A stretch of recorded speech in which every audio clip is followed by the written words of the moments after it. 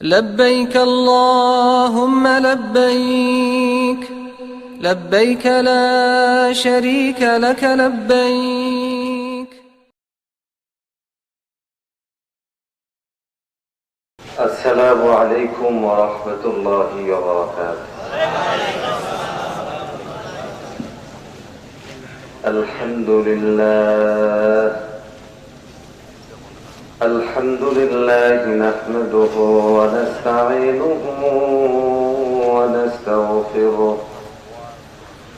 ونؤمن به ونتوكل عليه ونعوذ بالله من شرور أنفسنا ومن سيئات أعمالنا. من يهد الله فلا مضل له ومن يضلله فلا هادي له. وأشهد أن لا إله إلا الله وأشهد أن محمدا عبده ورسوله أرسله بالحق بشيرا ونذيرا وداعيا إلى الله بإذنه وسراجا منيرا. أما بعد فقد قال الله تبارك وتعالى: أعوذ بالله من الشيطان الرجيم. بسم الله الرحمن الرحيم. اهدنا الصراط المستقيم صراط الذين أنعمت عليهم غير المغضوب عليهم ولا الضالين.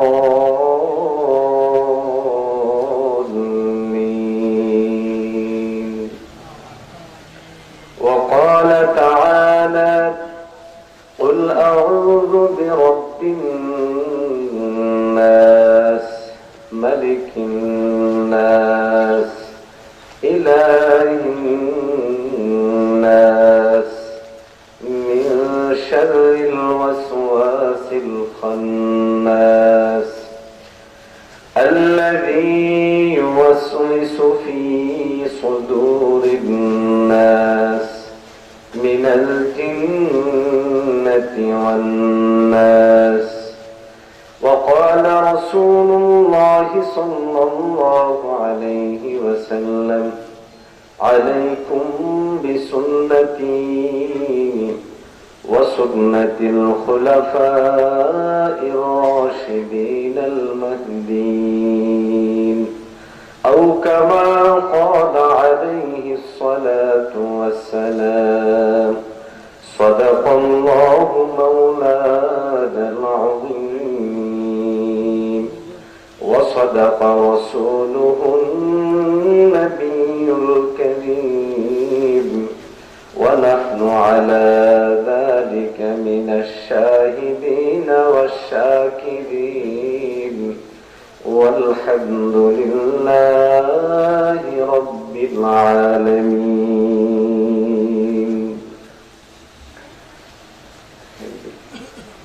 আলহামদুলিল্লাহ, মহান রব্বে কারীমের দরবারে লাখো কোটি শুকরিয়া আদায় করছি যে আল্লাহ রব্বে কারীম আমাদেরকে বন্দর ইউনিয়ন উলামায়ে কেরাম ও এলাকাবাসী উদ্যোগে আয়োজিত আজকের এই ওয়াজ ও দোয়া মাহফিলে আসার এবং বসার তৌফিক দান করেছেন। এই জন্য সকলে মনোপ্রাণ খুলে বলি আলহামদুলিল্লাহ। উপস্থিত আছেন আমার অত্যন্ত শ্রদ্ধাভাজন সম্মানিত উলামায়ে কেরাম, আইম্মে মাসাজিদ, মুয়াজ্জিন হযরত, এবং দূর দূরান্ত থেকে আপনারা যারা একান্ত দ্বীনের মহব্বতে এখানে এসেছেন, বসেছেন, এবং পর্দার আড়ালের মা ও বোনেরা, আমি আপনাদের সামনে মহাগ্রন্থ আল কুরআনুল কারীমের সূরা ফাতিহা থেকে একখানা আয়াতে কারীমা এবং সূরা নাস তেলাওয়াত করেছি, এবং নবীজি মুহাম্মদুর রাসূলুল্লাহ সাল্লাল্লাহু আলাইহি ওয়াসাল্লামের মুখ নিঃসৃত বাণী হাদিস সমূহ থেকে একখানা হাদিস পাঠ করেছি। আল্লাহ রব্বে কারীম তৌফিক দান করলে আয়াত এবং হাদিসগুলোকে সামনে রেখে কিছু সময় কিছু আলোচনা করার চেষ্টা করব। আল্লাহ তাআলা তৌফিক দান করেন, সকলে বলি আমিন। মুহতারাম হাজিরিন, আলোচ্য বিষয় সম্পর্কে আপনারা অবশ্যই অবগত আছেন যে আজকে আমাদের সমাজে আমাদের অনেক দ্বীনদার ভাই যারা দ্বীন ও শরীয়তের উপর চলতে চায়, আমল করতে চায়, কিন্তু ইসলাম বিষয়ে, দ্বীন বিষয়ে, দ্বীনে আমল বিষয়ে এমন কিছু নতুন নতুন বিষয়, নতুন নতুন সমস্যা, নতুন নতুন সিস্টেম তাদের সামনে এসে উপস্থিত হচ্ছে, যার কারণে অনেক ভাই বিভ্রান্ত হয়। জোরে বলেন ঠিক না? এখন এই যে আপনারা অথবা আরো দ্বীনদার ভাইয়েরা বিভ্রান্ত হচ্ছে, তাদেরকে বোঝানোর জিম্মাদারি স্বয়ং ওলামায়ে কেরাম নিয়ে আজকের এই মাহফিল আয়োজন করেছেন। তাহলে বুঝতে হবে এই মাহফিলটা অন্য 10টা মাহফিলের মতো না, এবং এই মাহফিল তাদের উদ্যোগে যারা দাওয়াত প্রাপ্ত হয়ে অন্য জায়গায় আলোচনা করতে যায়, আমাদের এই বন্দরের সম্মানিত ওলামায়ে কেরাম। সুতরাং আশা করি বিষয়বস্তুর দিক বিবেচনা করে আপনারা সেই প্রস্তুতি নিয়েই এখানে আলোচনা শুনতে এসেছেন। বিশেষ করে যে যে মতের হন, পথের হন, মতবাদের হন, অন্তত এতটুকু অনুরোধ করব যে আল্লাহ রব্বে কারীমের মহব্বত, নবীর মহব্বত, দ্বীনের মহব্বত নিয়ে আমরাও কথা বলার চেষ্টা করব, আপনারাও কথা শোনার চেষ্টা করবেন। রাজি আছেন তো ইনশাআল্লাহ? সবাই হাত তোলেন। রাজি আছেন তো ইনশাআল্লাহ? নারে তাকবীর, নারে তাকবীর।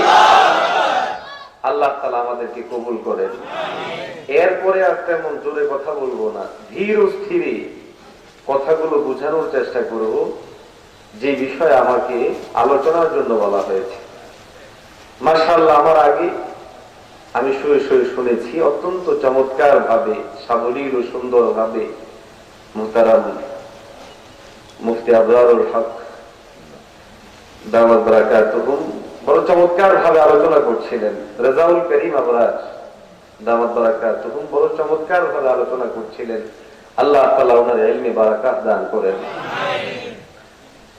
তো আজকে আমাদের সমাজে যে হালি সমস্যা তৈরি হচ্ছে আমাদের আমালি ময়দানে, সেটা হলো এরকম যে আমরা অনেকে সন্দেহে পড়ে যাই যে আমরা যেভাবে নামাজ পড়ি আমাদের এই নামাজটা ঠিক হচ্ছে না হচ্ছে না, ঠিক না?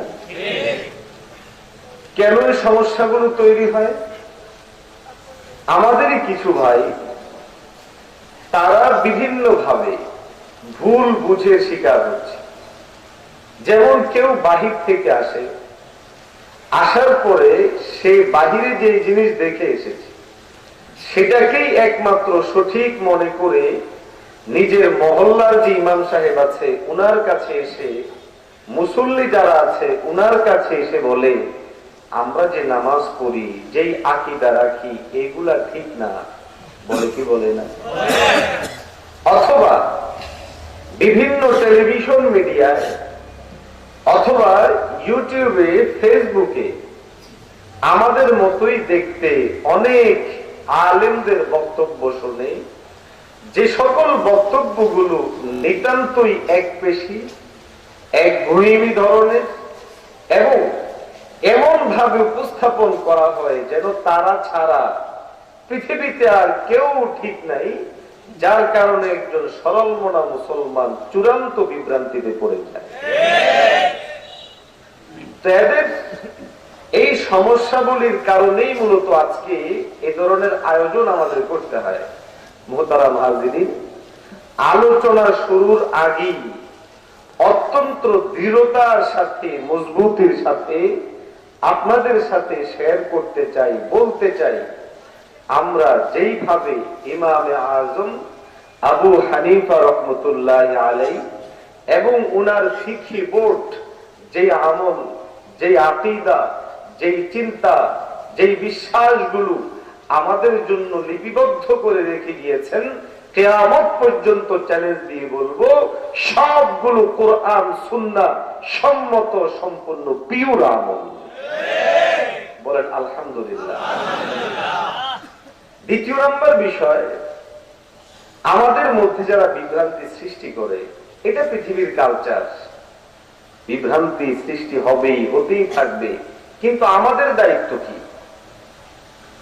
আমাদের দায়িত্ব হচ্ছে সৃষ্ট সমস্যাকে যথাযথ নিয়মে সমাধান করা।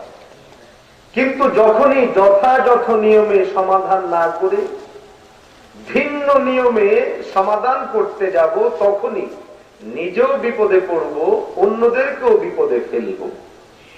যেমন একজন মানুষ অসুস্থ হয়েছেন, এখন এই অসুস্থ মানুষ, এটা তার মধ্যে সৃষ্ট একটা সমস্যা।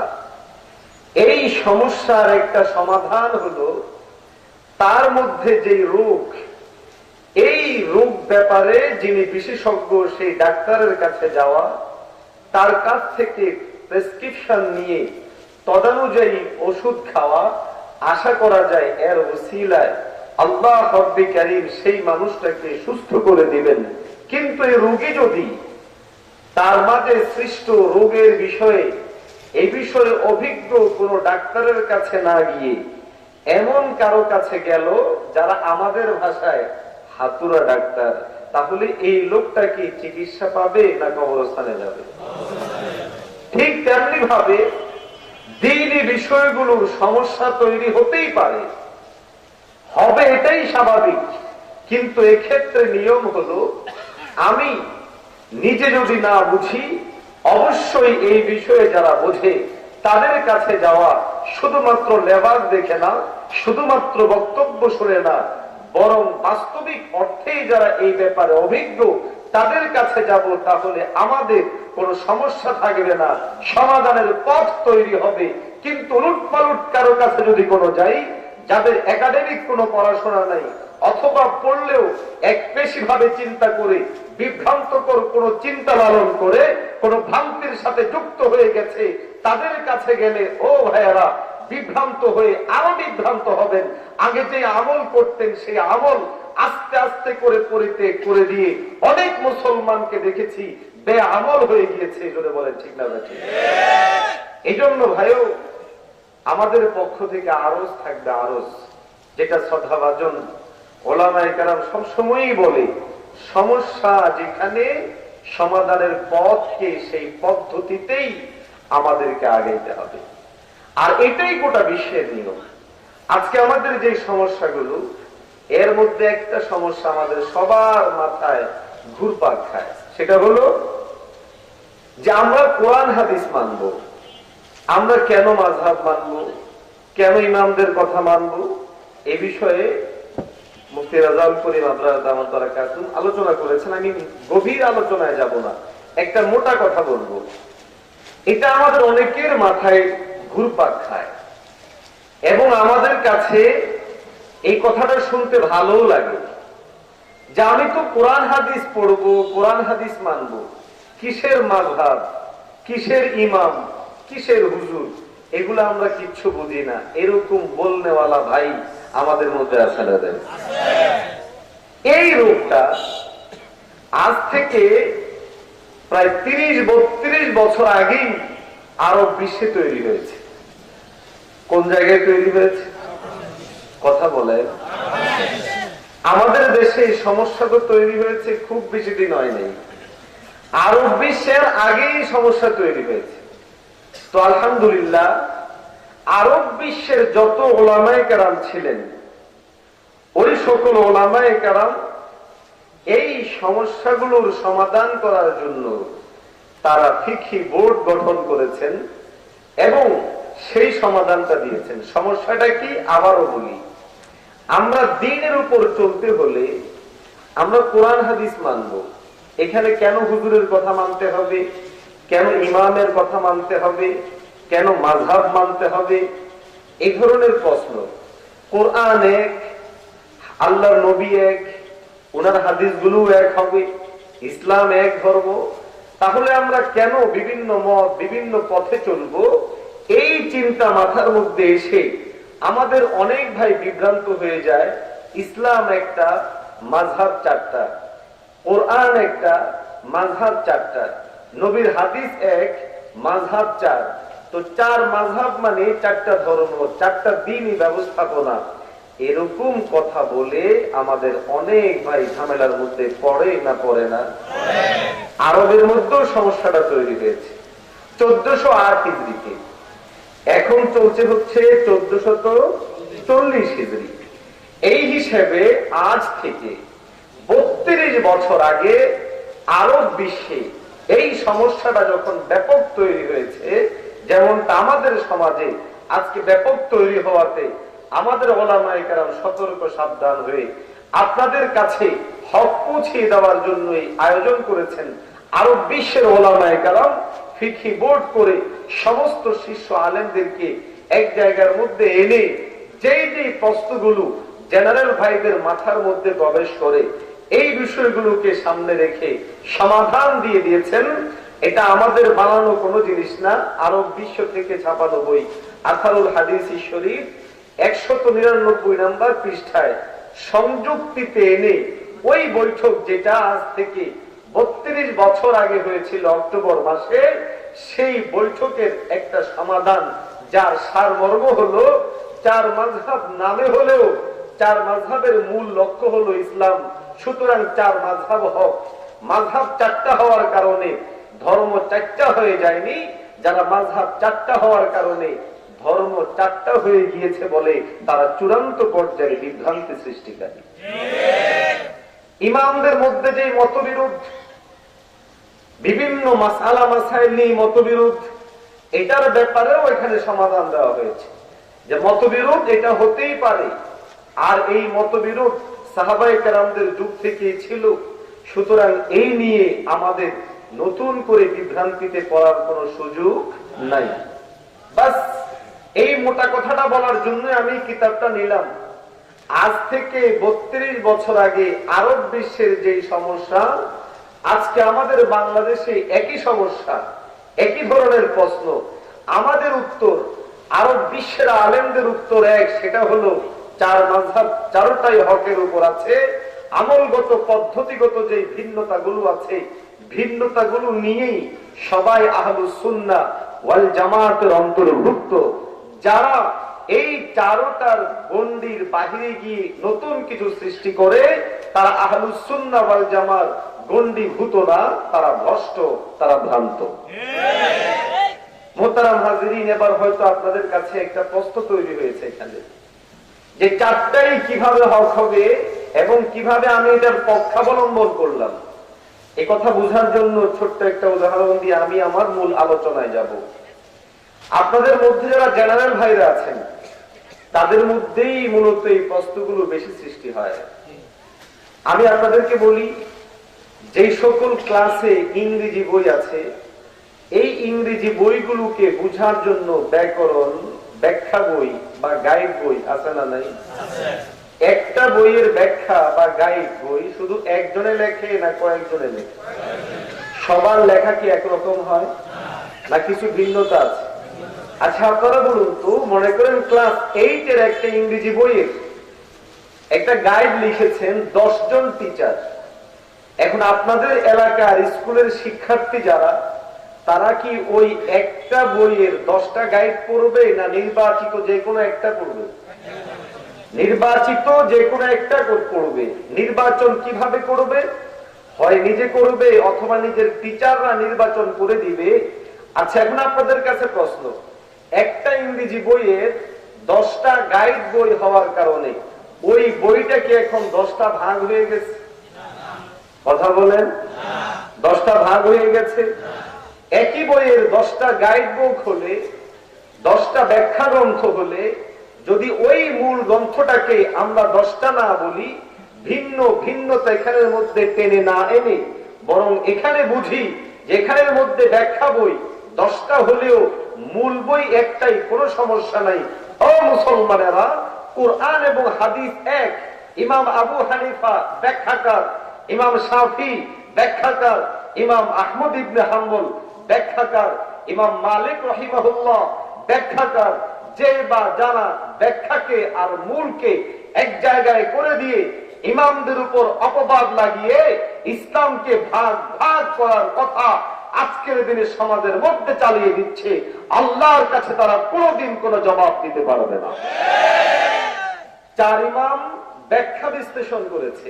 এখন আমরা এই 4 ইমাম থেকে যার আমালগুলো অধিক পরিমাণ ভালো মনে হয়েছে, সেই সমস্ত জিনিসগুলো আমাদের আসলাফরা গ্রহণ করেছে, আমরাও সেই অনুযায়ী গ্রহণ করে দেখেছি, আমরা ঠকি নাই। আলহামদুলিল্লাহ, আমাদের গুলাই অধিক দলিল সমৃদ্ধ, অধিক যুক্ত। জোরে বলেন সুবহানাল্লাহ। মুহতারাম হাজিরিন, এই কথাটা বোঝানোর পর আপনাদেরকে আরেকটা কথা বলি। আজকের দুনিয়ায় যে সিচুয়েশন চলছে, এই সময়ের মধ্যে আমাদের উচিত একজন আরেকজনের কাছাকাছি হওয়া, অমিলের জায়গাগুলোকে আলোচনায় কম করে মিলের জায়গাগুলো আলোচনা বাড়িয়ে দেওয়া। আজকে আহলে হাদিস বন্ধু যারা আছে, যারা কোনো মাযহাব মানে না, লা মাযহাবী, এই সকল বন্ধুদের সবচেয়ে বড় মারাত্মক রোগের জায়গা হলো তারা উম্মতের সামনে নিয়ে আসছে যে আমাদের মধ্যে বিভাজন বেশি, মিলের জায়গা কম। আমাদের দাওয়াত হলো বিভাজনের জায়গা কম, মিলের জায়গা বেশি। কারণ বেমিলের জায়গা কয়টা? নামাজের মধ্যে আস্তে আমিন বলবেন না জোরে আমিন বলবেন, সূরা ফাতিহা পড়বেন না পড়বেন না, হাত কোথায় বাঁধবেন না বাঁধবেন না, আঙ্গুলগুলো নাড়বেন না নাড়বেন না, বাস। এছাড়া কোনো ঝামেলা আছে? বলেন না ঝামেলা আছে? অথচ নামাজের মধ্যে কতগুলো রুকুন রয়ে গেছে। এই জন্য আমাদের দাওয়াত যে মিলের জায়গা বেশি করে বোঝানো, অন্ততপক্ষে ঈমানওয়ালাদের পারস্পরিক এটা একটা দায়িত্ব যে আমার সাথে তোমার সাথে মিলের জায়গা বেশি, বেমিলের জায়গা কম। আমার সাথে তোমার সাথে মহব্বতের সম্পর্ক বেশি, দুশ্মনীর সম্পর্ক কম। এভাবে বুঝায়া আমাদের মধ্যে একতাবদ্ধতার জন্য একটা পরিবেশ সৃষ্টি করতে হবে। ও মুসলমানেরা, আজকে আমাদের ছোট্ট ছোট্ট বিষয়গুলো নিয়ে, যেগুলো আজ থেকে নিয়ে 1000 বছর আগে সমাধান হয়ে গিয়েছে, সেই জিনিসগুলোকে সমাজের মধ্যে নতুন ভাবে সৃষ্টি করে সাধারণ মুসলমানদের কাছে এনে আজকে আমার ভাইয়ের রক্ত নিয়ে বেঈমানরা যখন খেলে, কুফরি শক্তি যখন মুসলিম ভূখণ্ডগুলোকে টুকরা টুকরা করে দেয়, ধ্বংসস্তূপে পরিণত করে দেয়, সেই সময় আমাদেরকে ছোট্ট ছোট্ট বিষয়ে যারা লাগিয়ে দিয়েছে, আল্লাহর কাছে তারা জবাব দিতে পারবে না, জনতার কাছেও তারা জবাব দিতে পারবে না, কোনদিন তারা ছাড় পাবে না, পাবে না, পাবে না। জোরে বলা ঠিক আছে?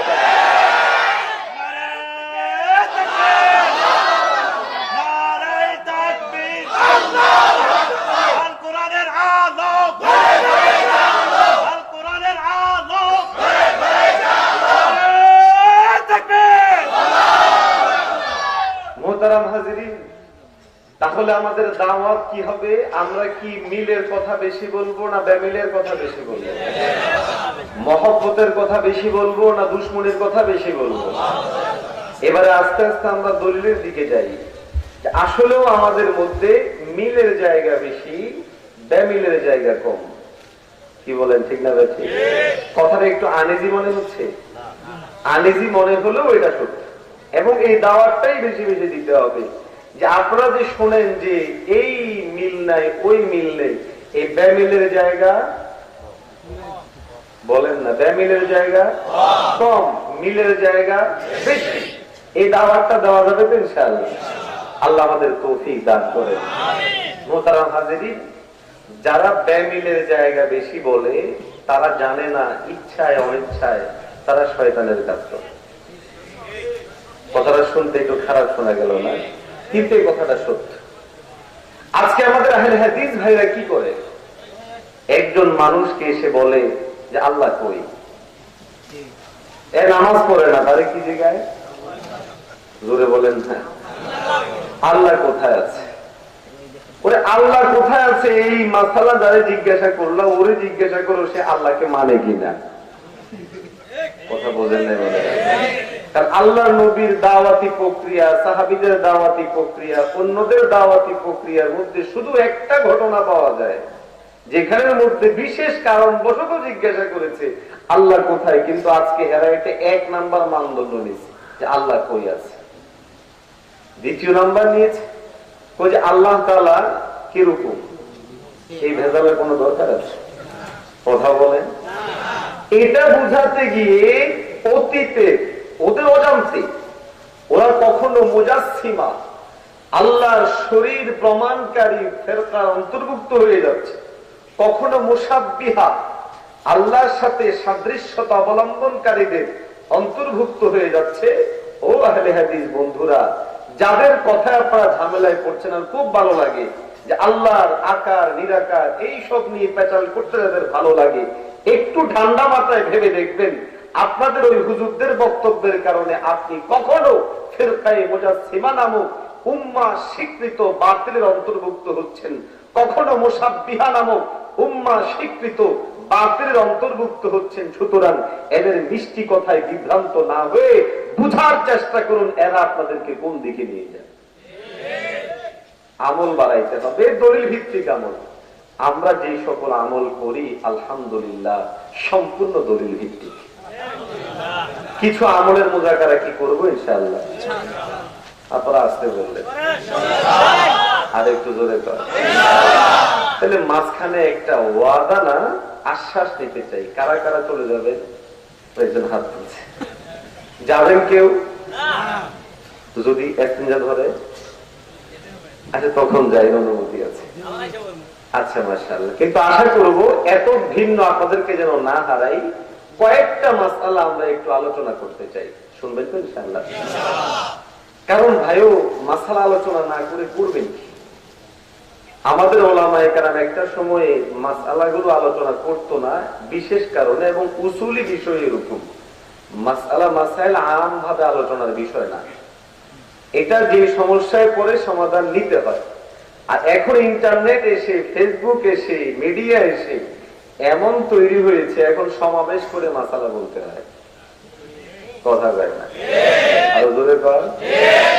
এই জন্য যেহেতু বিভ্রান্তি সৃষ্টি হয়ে গিয়েছে, এই জন্য সমাধানের লক্ষ্যে কিছু মাসাইল আপনাদের সামনে তুলে ধরা দরকার। একটা জিনিস যখন কেউ সমস্যা আকারে নিয়ে আসে তখন সেটার সমাধানকে সেই পদ্ধতিতেই দেওয়া লাগে।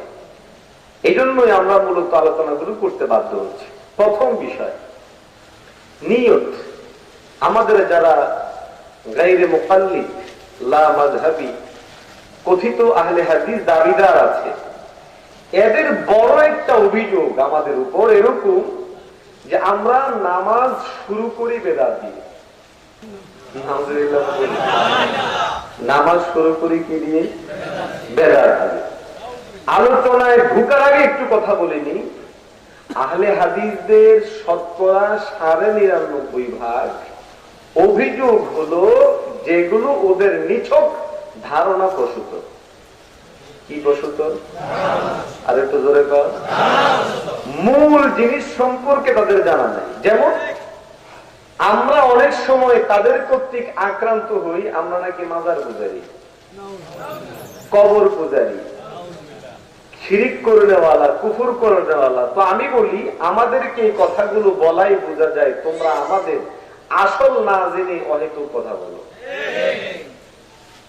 তো নামাজের যে সকল বিষয়গুলো নিয়ে সমস্যা তৈরি করে, এর মধ্যে প্রথম যেটা বলে সেটা হলো আমাদের আমলের সূচনাই নাকি হয় বেদাত দিয়ে। কি দিয়ে তৈরি সূচনা হয়? বেদাত দিয়ে। সেই বেদাত কি? বেদাত হলো আমরা নিয়ত পড়ি। নিয়ত কি করি? পড়ি। এবং আরেকটু আগ বেড়ে বলে নাওয়াইতু আন উসালি লিল্লাহি তাআলা, এরপরে রাকাতাইন বা যা আছে এটাকে যুক্ত করে ডাইরেক্ট বলে দেয় যে হানাফিরা আমরা সবাই নাকি এটাকে করি এবং করার মাধ্যমে আমরা আমাদের নামাজটাকে শুরু করলাম বেদাতের মাধ্যমে। এখানে মূলত কেউ বাড়াবাড়ির শিকার, কেউ ছাড়াছাড়ির শিকার। কিছু ভাই থাকতে পারে বা আছে যারা হয়তো এইভাবে হুবহু নাওয়াইতুয়ান শব্দটাকে উচ্চারণ করতে হবে, বলতে হবে, এরপরে তারা নামাজের মধ্যে যায়, দাঁড়ায়, বলে। কিন্তু তাই বলে কিছু সংখ্যক মানুষের একান্ত ব্যক্তিগত বিচ্ছিন্ন আমলকে কেন্দ্র করে টোটাল একটা মানহাজকে বেদাত বলে দেওয়া, টোটাল একটা পদ্ধতিকে বেদাত বলে বাতিল সাব্যস্ত করা কোন ইনসাফগার মানুষের কাজ হতে পারে না। একটা জায়গার মধ্যে আমরা সবাই একমত, সেটা হলো নিয়ত লাগবে। বরং যারা এই সালাফি ঘরানার আছে এদের মধ্যে কেউ কেউ তো নিয়তকে ফরজও বলে, বলে না? বলেন না? বলে। তাহলে তারাই না আগ বেড়ে গেল। আর বাকি থাকলো হুবহু যে শব্দগুলো আছে, এই শব্দগুলো কিংবা মুখে উচ্চারণ করার যে বিষয়গুলো আছে, এইগুলো আমরা আসলে কি লালন করি? উত্তর সহজ। সহিহ বুখারী শরীফের প্রথম হাদিস, ইন্নামাল আমালু বিন্নিয়াত, সমস্ত আমলের ভিত্তি নিয়তের উপর। আর এই নিয়ত কিভাবে হবে? দিলি ভাবে হবে না মৌখিক ভাবে করতে হবে? মৌখিক ভাবে করলে সেখানের মধ্যে কোন ভাষায় হবে, কোন শব্দে হবে, এগুলো ব্যাপক আলোচনা। কিন্তু একটা জায়গায় আহলে হাদিসরাও একমত, নিয়ত করা লাগবে। আমরাও একমত, নিয়ত করা লাগবে। আর আমরা তো একথা কখনো বলি না, বা আমাদের কোনো কিতাবেও নেই যে নাওয়াইতু আন এটা বলতেই হবে। সুতরাং যেহেতু আমাদের কিতাবগুলোতে হুবহু এই জিনিসটাকে আবশ্যকীয় ভাবে বলা হয়নি, এটাকে আবশ্যকীয় ভাবে নিয়ে বেদাত উল্লেখ করে আমাদের নামাজকে বাতিল বলা চূড়ান্ত পর্যায়ের বেইনসাফি। এখানে মাসালা হলো আপনি নামাজের নিয়ত বা অন্য আমলগুলোর নিয়ত আপনি দিলি ভাবে করাটাই যথেষ্ট। আর যদি কেউ এমন হয় যার দিলে করলে তার মনের মধ্যে তাসাল্লি হয় না, আশ্বস্ত হয় না, দৃঢ়তা আসে না, সেই লোক যদি কোনো সময় থাকে, সুযোগ থাকে, নিছক শুধুমাত্র তার দিলি এই সংশয়টাকে দূর করার জন্য ব্যক্তিগত ভাবে কারো কারো ব্যাপারে এটা অনুমোদন আছে, সে মৌখিক ভাবে উচ্চারণ করতে পারবে, করতেই হবে এরকম না, করতে পারবে। এই ছোট্ট জিনিসের ব্যাপক বিভাজন যারা বোঝে না, পার্থক্য যারা বোঝে না, তারাই মূলত দুটোটাকে একাকার করে সমস্যা তৈরি করে। এই বিষয়ে রোজা আলোচনা নিয়ে ইন্টারনেটে আমার একটা ছোট্ট আলোচনা আছে রোজার নিয়ত নিয়ে, আপনারা সেখানে দেখে নিতে পারেন যে ওরা কি পরিমাণ বিভ্রান্তি সৃষ্টি করে। তো যাই হোক, প্রথম বিষয় আমি আশা করি স্পষ্ট করতে পারলাম যে নিয়ত দিলি বিষয়। এই নিয়ত দিলি বিষয় হওয়ার কারণে দিলি ভাবে নিয়ত করাই আমাদের জন্য যথেষ্ট। হ্যাঁ, যদি কারো এরকম দিলের মধ্যে হারাকা হয়, দিলের মধ্যে ইয়াকিন তৈরি না হয়, সে ব্যক্তির যদি সময় থাকে তাহলে সে মুখে উচ্চারণও করতে পারবে। এবার আসুন আমরা নামাজ শুরু করি। নামাজ শুরু করি কি দিয়ে? একামত লাগবে কি লাগবে না? কথা বলে। আমাদের দেশে যে সকল আহলে হাদিস ভাই আছে তারা আজানের ব্যাপারে তো তেমন কিছু বলে না, কিন্তু একামতের মধ্যে সে একটা ভেজাল তৈরি করে। কি বলেন, ঠিক না? কি বলে যে একামতের শব্দগুলো একবার একবার করে বলতে হবে, বেজোর করে। অথচ বাস্তবে কি তারা সবগুলো বেজোর বলে? কথা বলে। বেজোর বলে না। প্রথমে আল্লাহু আকবার আল্লাহু আকবার 4 বারের জায়গার মধ্যে কয়বার বলে? তো 2 বার বললে কি এটা বেজোর হয়? কথা বলে। বেজোর হয়। শেষে যে আল্লাহু আকবার আছে সেখানে কয়বার বলে? আর যদি শুরু এবং শেষ দুই জায়গার মধ্যেই জোর বলে কেউ যদি বলে যে পুরোটাই বেজোর, তা আমরা তাদেরকে মিথ্যাবাদী না বললেও এতটুকু তো বলতে পারে যে সে কথাটা ঠিক বলে না, কথা বলে না। এবারে বলে কি জানেন, কয় না আসলে বেজোর মানে হলো বেজোর শ্বাসে, বেজোর মানে বেজোর শ্বাসে। সুতরাং আল্লাহু আকবার দুইবার বলে ঠিক, কিন্তু কয় শ্বাসে? এক শ্বাসে। তো যেহেতু আল্লাহু আকবার এক শ্বাসেই বলে ফেলে, সুতরাং শুরুতে দুইবার শেষে দুইবার, যদিও আল্লাহু আকবার জোর এক শ্বাসে বলার কারণে এটাও বেজোর। এবার আমাদের পক্ষ থেকে জবাব হলো, বেজোরের ব্যাখ্যা যদি কোনো এটাই হয় তাহলে তোমাদের সাথে আমাদের মিলে গেল, কোনো সমস্যা নাই। আমরাও এইভাবেই বলি যে প্রথমে আল্লাহু আকবার চারবার কি এক শ্বাসে বলা, এবং পরবর্তী যেই ইকামতের শব্দগুলো আছে সবগুলোকে আমরা দুইটাকে এক শ্বাসে দুইটাকে একসাথে এইভাবে বলার জন্যই বলি। যদি আল্লাহু আকবার দুইবার বলে জোর বলার পরেও এক শ্বাসে হওয়ার কারণে, শ্বাস একটা হওয়ার কারণে বেজোর হয়ে থাকে, তো আমাদের যে ইকামত আছে সেটাও সম্পূর্ণ বেজোর, এতে কোনো সমস্যা নাই। বাকি থাকলো আমাদের যে আমলটা, এই আমলটার দলিল আছে না নাই, এই জিনিসটা একটু আমাদের ক্লিয়ার হওয়া দরকার।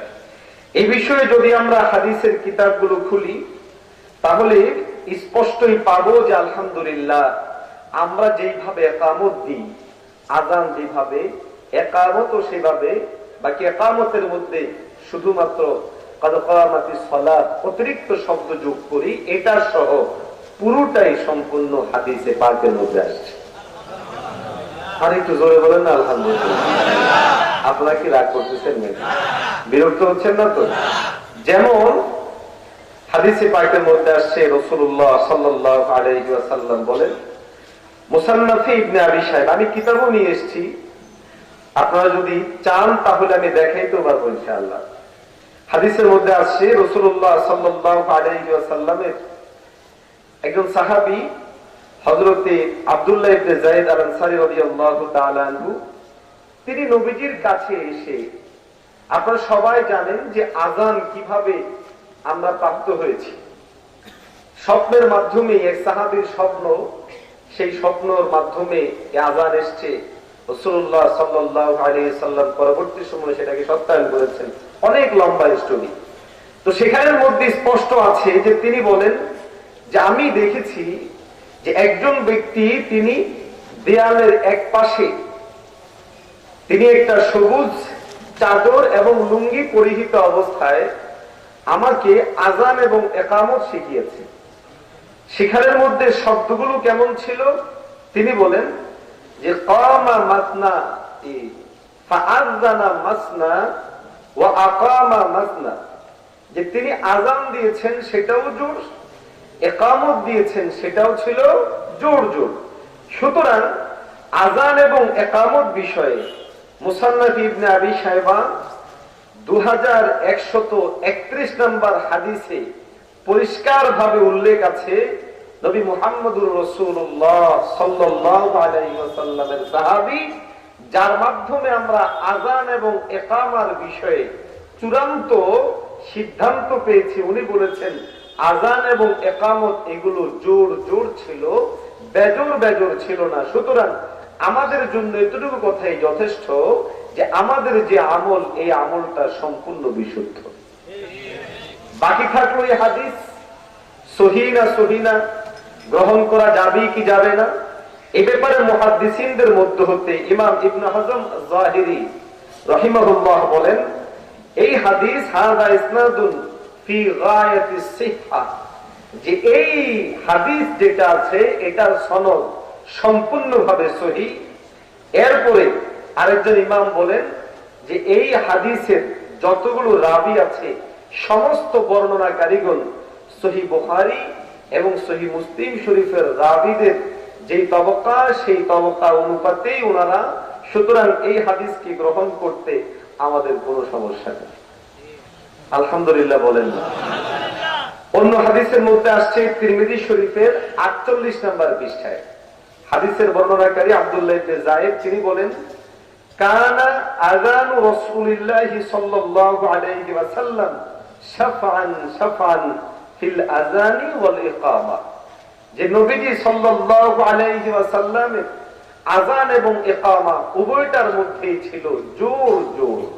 সুতরাং যারা আজকে বেজোরের কথা বলে এবং এক্ষেত্রে হযরতে আনাস রাদিয়াল্লাহু তাআলা আনহুর হাদিস দিয়ে দলিল দেয়, তাদের ব্যাপারে আমাদের জবাব যেটা আমরা আগে দিয়েছি সেটা হচ্ছে, প্রথম বিষয় হলো যে ওই হাদিসের মধ্যেই তো আল্লাহু আকবার আল্লাহু আকবার শুরু এবং শেষে জোর জোর ভাবে উল্লেখ আছে। সুতরাং সেইগুলো থেকে বেজোর প্রমাণিত হয় না, বিধায় যারা বেজোরের কথা বলে মৌখিক ভাবে বললেও হাদিস থেকে তারা প্রমাণ দেখাইতে পারবে না। দ্বিতীয় নাম্বার বিষয়, ইমাম তহাবী রহমতুল্লাহ আলাইহি এবং ইমাম শাওকানী রাহিমাহুল্লাহ উভয়ই বলেছেন যে হতে পারে এই যে বেজোরের কথাগুলো এগুলো প্রথমে ছিল, পরবর্তী সময়ে এগুলো মানসুখ হয়ে গিয়েছে। সুতরাং আমরা জানি শরীয়তের বিধান কোনটা যদি মানসুখ হয়ে যায় তো নাসিখ যেটা আছে সেটার উপরেই আমল হয়। যেহেতু উম্মাহ বিধিত সহিহ সনদে আমল হলো জোর জোর, অর্থাৎ যেভাবে আমরা করে থাকি সেভাবে, সুতরাং জোর করে মজবুতের সাথে বলবো আমরা যেই পদ্ধতিতে যেভাবে আযান দিই ইকামত দিই এটাই অধিক বিশুদ্ধ, অধিক পরিমাণে সহিহ, যদি বলি আলহামদুলিল্লাহ। একটা মাসালা গেল। দ্বিতীয় নম্বর মাসালায় আমরা আসি, নামাজের ইকামত দেওয়ার পরেই আসে দাঁড়ানোর বিষয়। কি বলেন, ঠিক না ঠিক? এই দাঁড়ানোর বিষয় আসলেই আমাদের আহলে হাদিস ভাইদের মারাত্মক এক ধরনের সমস্যা তৈরি হয়। আমি একবার সিলেটে এক মাহফিলে যাওয়ার সময় ওইদিকে রূপগঞ্জের কিছু এরিয়ায় এদের কিছু জায়গা আছে, তো ভুলে ওরকম এক মসজিদ আমি প্রবেশ করি। এখন আমার পাশে যে দাঁড়ানো এই লোকটা করলো কি, নামাজের মধ্যে আমি যত পা কাছাকাছি আনি সে তত বেশি পরিমাণ ফাঁক করে। এখন আমার পায়েটা যাইতে যাইতে মোটামুটি আমার 2 পা লেগে গেছে, কিন্তু তার পা ছড়ানো শেষ হচ্ছে না।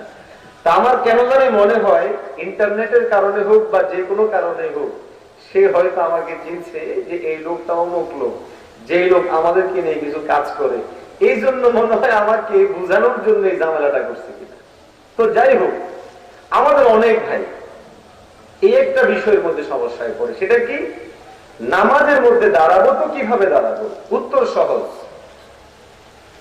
সেটা কি, আমি যেভাবে হাঁটি সেভাবেই দাঁড়াবো। কথা বুঝেন? স্বাভাবিক স্বাভাবিক যেভাবে থাকি ওই স্বাভাবিক ভাবেই দাঁড়াবো। বাকি স্বাভাবিক ভাবেই দাঁড়াবো একটু কথা আছে। আমি স্বাভাবিক ভাবেই হাঁটি, এই হাঁটাটা যখন আমার উস্তাদের সামনে হবে, হাঁটার ভাবটা স্বাভাবিক হলেও একটু ভঙ্গিমার মধ্যে পরিবর্তন আসবে না আসবে না? আর যদি সেটা কোনো বিশাল প্রভাবশালী কেউ হয় তখন পরিবর্তনটা আর একটু বেশি হবে না কম হবে? আমাদের প্রশ্ন হলো, আমরা নামাজে স্বাভাবিক ভাবেই দাঁড়াবো, কিন্তু নামাজের মধ্যে আমরা দাঁড়াই কার কাছে? আর একটু জোরে কর। আল্লাহ রব্বি করিম আহকামুল হাকিমিন, আল্লাহ রব্বি করিম সর্বময় ক্ষমতার অধিকারী রাজাধিরাজ আল্লাহ, সেই আল্লাহর সামনে দাঁড়ানো আর স্বাভাবিকভাবে চলার রূপটা কখনো ভিন্ন হবে না। সেখানের মধ্যে অবশ্যই একটা ভিন্নতা আসবে, এক হবে না, একটু ভিন্নতা আসবে, একটু তাওয়াজু আসবে, নিজেকে ছোট করে দেওয়ার একটা বিষয় তৈরি হবে। কিন্তু যদি অবস্থা ভিন্ন হয়, আমি স্বাভাবিকভাবে হাঁটি একরকম আর আল্লাহর কাছে গিয়ে দাঁড়াইলাম আরেক রকম করে, তাহলে বিষয়টা একটু চিন্তার। কথা বলেন। আচ্ছা বলেন তো, আমাদের যে সকল ভাইয়েরা আহলে হাদিস দাবি করে এভাবে পা গুলোকে ফাঁকা করে দাঁড়ায়, এরা কি এভাবে হাঁটে? এভাবে হাঁটলে এগুলোকে কি মানুষ মনে হবে না এটা কার্টুন মনে হবে? কথা বুঝেনি আমার? এভাবে যেমনে দাঁড়ায়, এভাবে যদি সে হাঁটে, এটা কি কি স্বাভাবিক মনে হবে? আচ্ছা, আর ওইভাবে তারা যেভাবে দাঁড়ায়, এইভাবে দাঁড়াইলে তাওয়াজু করা সম্ভব, নিজেকে ছোট মনে করা সম্ভব? তো নামাজের মধ্যে আমরা দাঁড়াচ্ছি কার কাছে? একটু জোরে বলেন না। আল্লাহর কাছে দাঁড়ালে আল্লাহ আমার শিক্ষকের মতো সম্মানিত? কথা বলেন। ক্ষমতাধরের মতো? সবচেয়ে বড় যিনি, সেই আল্লাহর সামনে দাঁড়াচ্ছি। আমি ওইভাবে হাঁটিও না, ওইভাবে কারোর সামনে দাঁড়ায়ও না। আল্লাহর সামনে আমি এইভাবে দিয়ে এইভাবে পাগুলোকে ফাঁকা করে যে দাঁড়ালাম, মিনিমাম কোন বুঝ যার মধ্যে আছে সেই ভাইটাও তো কোনোদিন এই জিনিসটা চিন্তায় আনবে না, কিন্তু হেরা এটা বোঝে না। তারপরে এক ভাই আমার সাথে কথা বলছে, আমি বললাম আচ্ছা আপনাদের সমস্যাটাকে একটু বলেন। কোন সমস্যা কিছু না, হাদিসের উপর আমল করা হচ্ছে। কিরকম লাগুক বা না লাগুক সেটা কোনো বড় কথা না, আমল করতে হবে হাদিসের উপর, বাস এটা হলো আমাদের মূল টার্গেট। এখন হাদিসের উপর আমল করার জন্য আমরা এভাবে দাঁড়াই। আমি বললাম ভাই, আপনি যে বক্তব্য দিচ্ছেন এই বক্তব্যটা আপনি নিজেও প্রমাণ করতে পারবেন। বলে যে হুজুর কেন? আমি বললাম আপনি কেন এইভাবে দাঁড়ান? বলে যেন শয়তান প্রবেশ করতে না পারে। কি প্রবেশ করতে না পারে? অনেকে বলে শয়তান প্রবেশ করতে যেন না পারে, খালি থাকলে সেখানে শয়তান এসে দাঁড়ায়। ঠিক আছে, আচ্ছা এখন একটু খেয়াল করুন, যে ভাইটা শয়তানকে দূর করার জন্য নিজের স্বাভাবিক অবস্থাকে ত্যাগ করে অস্বাভাবিক অবস্থা গ্রহণ করলো, সাইডে না না হয় শয়তানকে দমন করলো, কিন্তু আরেকটা জায়গা আরো বড় জায়গা তৈরি হয়েছে। হ্যাঁ, সেই জায়গাটা আমি দেখাতে চাচ্ছি না, বোঝার জন্য বলছি। একটা জায়গা মাঝখানে তৈরি হয়েছে, যেই জায়গাটা সাইডের জায়গার চেয়েও আরো কি বেশি, তো ওখানে শয়তান দৌড়াইতে গিয়ে আরেক জায়গার মধ্যে শয়তান এসে বসার ব্যবস্থা করে দিলাম কিনা? কথা বলেননি মানে। দ্বিতীয় নাম্বার আমি বলি যে ওরা যেইভাবে হাদিসের পায়ের সাথে পা মিলানোর যেই ব্যাখ্যা করে, যেইভাবে আমলে নেয়, এইভাবে আমলে নিলে কাতার সোজা করা বিষয়ক যতগুলো হাদিস আছে অতগুলো হাদিসের উপর আমল করতে পারবে না। আমল করতে চাইলেও এটা মারাত্মক একটা সমস্যা তৈরি হবে। বলে কিভাবে? তারা বলে সহিহ বুখারী শরীফের হাদিস, আমি অস্বীকার করি না, বুখারীর মধ্যে আছে। সহিহ বুখারী শরীফের হাদিস নাম্বার হচ্ছে 1 নম্বর খন্ডের 100 নম্বর পৃষ্ঠা, আমাদের হিন্দুস্তানি ছাপা যেটা, এটার মধ্যে আছে। সেখানের মধ্যে পায়ের সাথে পায়ের কথা যেমন আছে, কাঁধের সাথে কাঁধের কথাও আছে। এখন পায়ের সাথে পা মিলানোর অর্থ যদি হয় একজনের পায়ের সাথে আরেকজনের পাকে ডাইরেক্ট লাগিয়ে নিতে হবে, এই জন্য দেখবেন যে অনেক আহলে হাদিস ভাবাপন্ন ভাই সে কি করে, আপনার ওই যে কাইনা আঙ্গুল যেটা আছে ওইটার উপর কিন্তু পাও একটা তুলে দেয়, ঠিক না? আমি একজন হাসতে হাসতে বলছিলাম, ভাই যদি আপনার এক পাশে আপনার বাপ দাঁড়ায় তো আপনার বাপের উপর কি একটা পাও তুলে দিবেন? এই কথা বোঝেননি আপনারা? আপনার বাবা যদি আপনার ডানে বা বামে দাঁড়ায়, হাদিসের অর্থ যদি কোনো হয় একবারে লাগায় লাগায়, মানে একজন আরেকজনের পায়ের উপর পা আরেকটা তুলে দিতে হবে।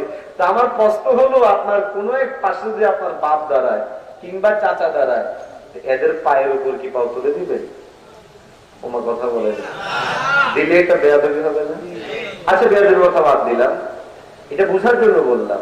আমি বললাম আপনি যেভাবে পায়ের সাথে পা লাগানোর মানে একেবারে এইভাবে লাগিয়ে দেওয়ার অর্থটা নিচ্ছেন। আচ্ছা কাঁধের সাথে কাঁধের কথাও তো আছে। এখন এই কাঁধের সাথে কাঁধের মিলটা একটু দেন তো। মনে করেন আপনি 5 ফুট 6 ইঞ্চি আর আমি হইলাম 5 ফুট, দুজনের মধ্যে কয় ইঞ্চি পার্থক্য? তো 6 ইঞ্চি পার্থক্য। মনে করেন আমি এবং উনি, আমি হইলাম 5 ফুট 6 ইঞ্চি উপরে, উনি হইল নিচে।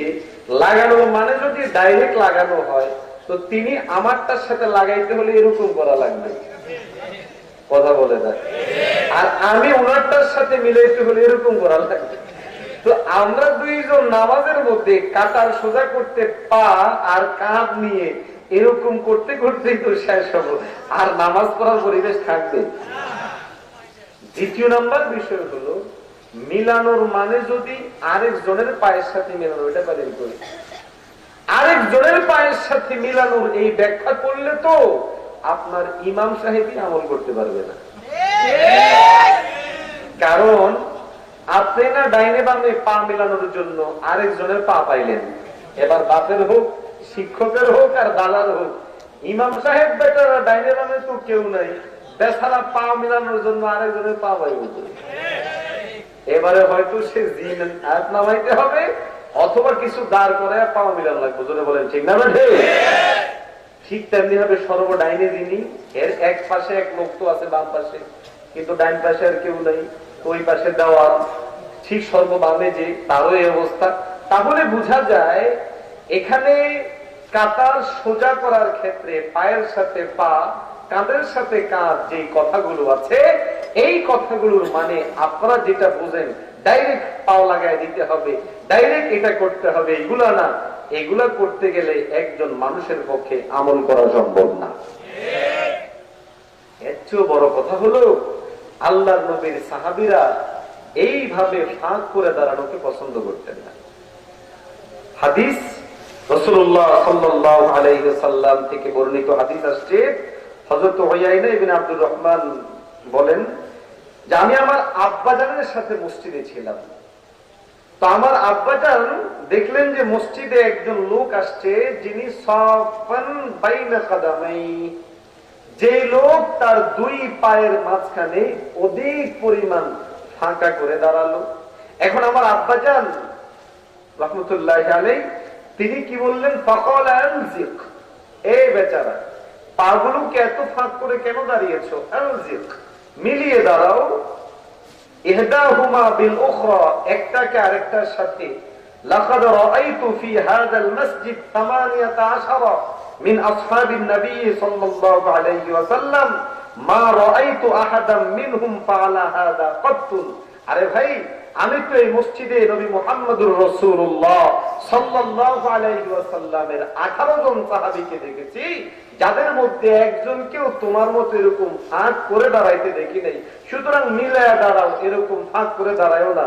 মুসান্নাফ ইবনে আবি শাইবার মধ্যে হাদিসটা আছে, আমি যেটা আপনাদের সামনে পড়ে শোনালাম। বুঝে থাকলে বলুন তো, এদের হাদিসটা বাস্তবতার সাথে মিলে? আমল করা সম্ভব? দ্বিতীয় নম্বর হলো হাদিসের সাথে মিলে না। সুতরাং তাদের যে দাঁড়ানো পদ্ধতি, দাঁড়ানো স্টাইলটা, বেশ কিছু যৌক্তিক কারণ দেখালাম যেগুলোর কারণে আমল করা সম্ভব না। হাদিস থেকেও আমি আপনাদেরকে দেখালাম সাহাবাই কারামদের বক্তব্য, যেখানের মধ্যেও আসছে যে এদের এই দাঁড়ানোটা এক সাহাবী দেখার পর, হুয়াইনা ইবনে আব্দুর রহমানের বাবা সাহাবী ছিলেন, উনি স্পষ্ট বলেছেন যে আমি আল্লাহর নবী 18 জন সাহাবীকে এই মসজিদে নামাজ পড়তে দেখেছি, যাদের কেউ এইভাবে তোমার মতো নামাজ পড়েনি। সুতরাং তুমি তোমার পা গুলোকে মিলাও। বিদায় আমরা যেহেতু সাহাবায়ে কেরামদেরকে আমলের মানদণ্ড মানি, আমরা এতটুকু বলতে পারি যে আলহামদুলিল্লাহ, আমরা যেভাবে পা গুলোকে স্বাভাবিক ভাবে রেখে দাঁড়াই, এটাই সুন্নাত সম্মত, এটাই হাদিস সম্মত। যদি বলেন আলহামদুলিল্লাহ। এবারে কাতার সোজা করলাম। কাতার সোজা করার পরেই আসবে আমাদের হাত বাঁধার বিষয়। কি বলেন ঠিক না? হাত কোথায় বাঁধবো, কিভাবে বাঁধবো? তা আমাদের হুজুর দামাত বারাকাতুহুম খুব সুন্দর করে আপনাদেরকে দেখালেন যে আমাদের অনেকে তারা বলে যে আমরা হাদিসের উপর আমল করবো, কোন হুজুরের কথা মানবো না। তো কিভাবে মানতে হবে বলেন না? একটা হলো এখানে, আরেকটা হলো, তো তখন এটা কি নামাজ মনে হবে না সার্কাস মনে হবে? আমি আরেকটা বলি, একটু শুনেন। আহলে হাদিস ভাইদের যারা আছে বা যারা এই ঘরানার আছে, এদের একটা বড় দাবি হলো আমরা কোন ব্যক্তির মতামত মানবো না। কার মতামত মানবো? এবং এই বিষয়টা মাশাআল্লাহ মুফতি রাজাল করিম সাহেব খুব সুন্দর করে বুঝিয়েছেন আপনাদেরকে, যে তারা আসলে ব্যক্তি আমাদের চেয়ে বেশি মানে। কথা বলে না? আমাদের চেয়ে বেশি মানে, কিন্তু স্বীকার করে না। আমরা মানি, স্বীকারও করি, এবং এটা কোরআন সুন্নাহ সম্মত, ডাইরেক্ট কোরআনের আদেশ হলো এইভাবে মানা। সুতরাং এদের কোন উলটপালট কথা শোনা যাবে না। কথা বলে না? মোহতারাম হাজিরিন, এরা বলে কোন ব্যক্তি মানবো না, ডাইরেক্ট হাদিস আমল করবো। আমি একজনকে বললাম যে আচ্ছা ভাই, হাদিসের উপর আমল করবেন যদি এরকম হয়, কোন ব্যক্তি মানবেন না, তারপরে শুধু এখানে হাত বাঁধেন কেন? আপনাদের তো হাত বাঁধতে হবে 3 জায়গায়, বলেন না? কয় জায়গায়? কোথায় কোথায়?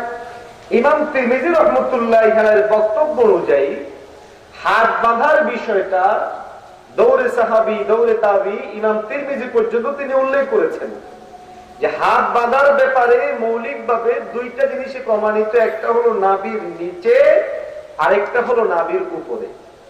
আর ইমাম তিরমিজির বক্তব্য অনুযায়ী হাত বাঁধার কয়টা স্টাইল পেলাম? কথা বলে। আর তারা আরেকভাবে বাঁধে, সেটা হলো কোথায়? এবং দাবি করে যে এটাই সবচেয়ে সহি। আচ্ছা, যদি সহি হয়, ইমাম তিরমিজির বক্তব্য অনুযায়ী দুইটা পদ্ধতি, তাদের বক্তব্য অনুযায়ী আরেকটা পদ্ধতি, তাহলে হাদিসের মধ্যে হাত বাঁধার পদ্ধতি কয়টা? এখন কোন জায়গায় কখন বাঁধবো, কতক্ষণ বাঁধবো, কোন হাদিসের কিতাবের মধ্যে নাই, শুধুমাত্র বাঁধার কথা আছে। এখন এই বন্ধুরা যে বলে তারা কোনো ইমাম মানবে না, কোনো ব্যক্তি মানবে না, ডাইরেক্ট হাদিসের উপর আমল করবে, তো বুক এই হাত বাঁধা সহ যত জায়গায় বিশ্ব নবী থেকে একাধিক আমলের ব্যাপারে হাদিস রয়েছে, সব জায়গার মধ্যে তারা দুইটার উপর আমল করতে হবে। দুইটার উপরেই যদি কোনো আমল করতে যায়, তখন এই নামাজটা কেউ দেখলে এটাকে স্বাভাবিক নামাজ মনে করবে না, আস্ত একটা তামাশা মনে করবে। যেমন হাত বাঁধার বিষয়টা বলি, নামাজের মধ্যে হাত বাঁধার বিষয়ে কয়টা মতামত পাইলাম? ইমাম তিরমিজির কথা অনুযায়ী দুইটা, এদের কথা অনুযায়ী আরেকটা, মোট তিনটা। তিনটাই হাদিসের মধ্যে আছে। এখন যখন কোন একজন ব্যক্তি বলবে আমি শুধুমাত্র নবীর হাদিসকেই মানবো, অন্য কোন ব্যক্তিকে মানবো না, মাযহাব মানবো না, তখন বিষয়টা কি দাঁড়ালো? তার জন্য আবশ্যক হয়ে পড়ে হাদিসের উপর পরিপূর্ণ আমল করা। এখন হাদিসের মধ্যে যেহেতু তিন জায়গায় বাঁধার কথা আছে, কোন জায়গায় কতক্ষণ বাঁধবে এই ব্যাপারে কোনো নির্ধারণ নাই। এই জন্য তাকে যেটা করতে হবে সেটা হলো এরকম: আলহামদুলিল্লাহ রাব্বিল আলামিন আর রহমানির রহিম মালিকি ইয়াউমিদ্দিন ইয়্যাকা না'বুদু ওয়া ইয়্যাকা নাস্তাঈন ইহদিনাস সিরাতাল মুস্তাকিম সিরাতাল লাযীনা আন'আমতা আলাইহিম গায়রিল মাগদুবি আলাইহিম ওয়ালাদ দাল্লিন। ঠিক না? অর্থাৎ কতক্ষণ এখানে, কতক্ষণ এখানে, কতক্ষণ এখানে, এরকম করে করে বাঁধতে হবে, কারণ তিনটাই তো হাদিসের মধ্যে আছে। এখন যদি সে শুধু এখানে মানে, তাহলে সে আরো যে দুইটার কথা ইমাম তিরমিজি স্পষ্ট বলেছেন সব হাদিসের কিতাবের মধ্যেও পাওয়া যায়, সেগুলোকে অস্বীকারী হবে, নিজের থিওরিতে নিজেই ধরা খেয়ে যাবে। হয় হাদিসের উপর পরিপূর্ণ আমল করতে হবে, অথবা আমরা যে আকীদা বিশ্বাস করি চার ইমামের এক ইমামকে মানি, সেটা মানতে হবে। আজকের দিনে তারা চার ইমামকে নিয়ে কটূক্তি করলেও, কুৎসা রটালেও নিজেরা কোনোদিন সব হাদিস মানে না, মানতে পারবে না করে বলেন, ঠিক না? বাকি থাকলো আমরা যেভাবে আমল করি, আলহামদুলিল্লাহ। এইভাবে আমল করার ব্যাপারে স্পষ্ট হাদিসের মধ্যে আসছে। যেমন মুসান্নাফ ইবনে আবি শাইবা 3959 নম্বর হাদিস, আমার এখানে আছে 3 নম্বর খন্ডে 320 নম্বর পৃষ্ঠার মধ্যে আসছে। রাসূলুল্লাহ সাল্লাল্লাহু আলাইহি ওয়াসাল্লামের একজন সাহাবী হযরতে ওয়াইল ইবনে হুজর রাদিয়াল্লাহু তাআলা আনহু বলেন, রাআইতুন নাবিয়্য সাল্লাল্লাহু আলাইহি ওয়াসাল্লাম ওয়াদা'a ইয়ামিনাহু আলা শিমালিহি ফি সালাতি তাহতা সুররা। আল্লাহর নবীর সাহাবী বলেন, আমি বিশ্ব নবীকে দেখেছি, বিশ্ব নবী ডান হাতকে বাম হাতের উপর রেখেছেন, রেখে নবী মুহাম্মদুর রাসূলুল্লাহ সাল্লাল্লাহু আলাইহি ওয়াসাল্লাম সেটাকে তাহতা সুররা, নাভির নিচে রেখেছেন। এই যে হাদিস, এই হাদিসের ব্যাপারে কাসিম কুতুব বুখারী রাহিমাহুল্লাহ বলেছেন, হাযা সানাদুন জাইয়িদুন, এই হাদিসের সনদ ভালো। সুতরাং এই হাদিসটা আমলযোগ্য, এই হাদিসটা দলিলযোগ্য। এই হাদিসটার ব্যাপারে সংশয় তৈরি করার জন্য তারা একটা মোটা কথা বলে। মোটা কথা কি বলে? যে অনেক অনেক এডিশন এবং ছাপার মধ্যে তাহতা সুররা, নাভির নিচে কথা এটা নাই। আমাদের অনেক সরল মনা ভাই আছে, তারা এই কথাগুলোকে শুনে ঝামেলার মধ্যে পড়ে যায়, কি বলে রে? তাহলে বুঝি আমরা এখানের মধ্যে এটাকে কোনো জালিয়াতি করলাম কিনা।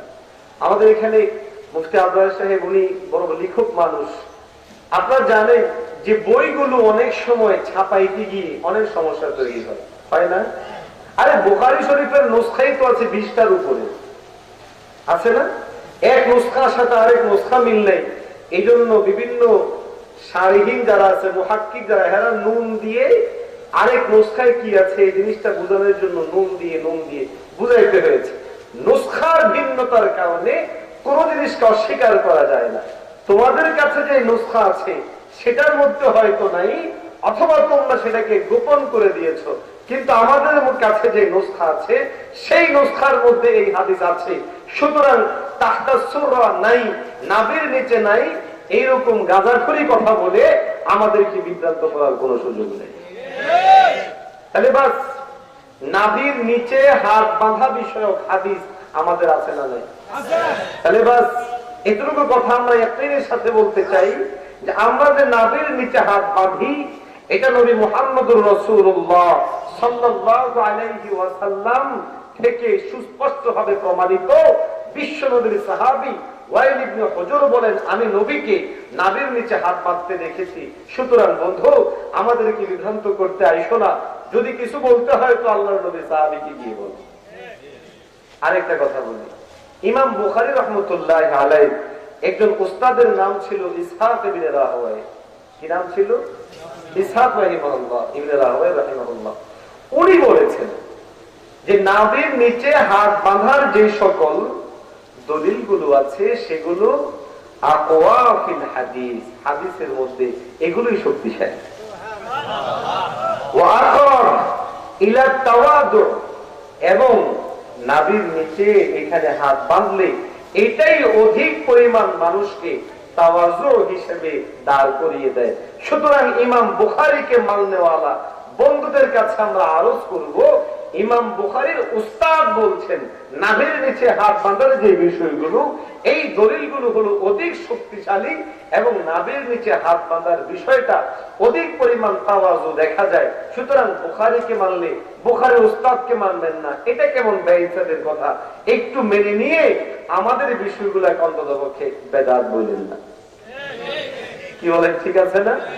দলিল নেই, প্রমাণ নেই, এরকম কথাবার্তা যদি বলা হয় তাহলে সেগুলো সরাসরি অন্যান্য বড়দের উপর গিয়ে পড়ে। উপরন্ত নাভির নিচে হাত বাঁধার ব্যাপারে আলী রাদিয়াল্লাহু তাআলা আনহু থেকে বর্ণনা আছে, হযরত আনাস রাদিয়াল্লাহু তাআলা আনহু সমস্ত নবীদের 3টা খাসলতের কথা বয়ান করেছেন।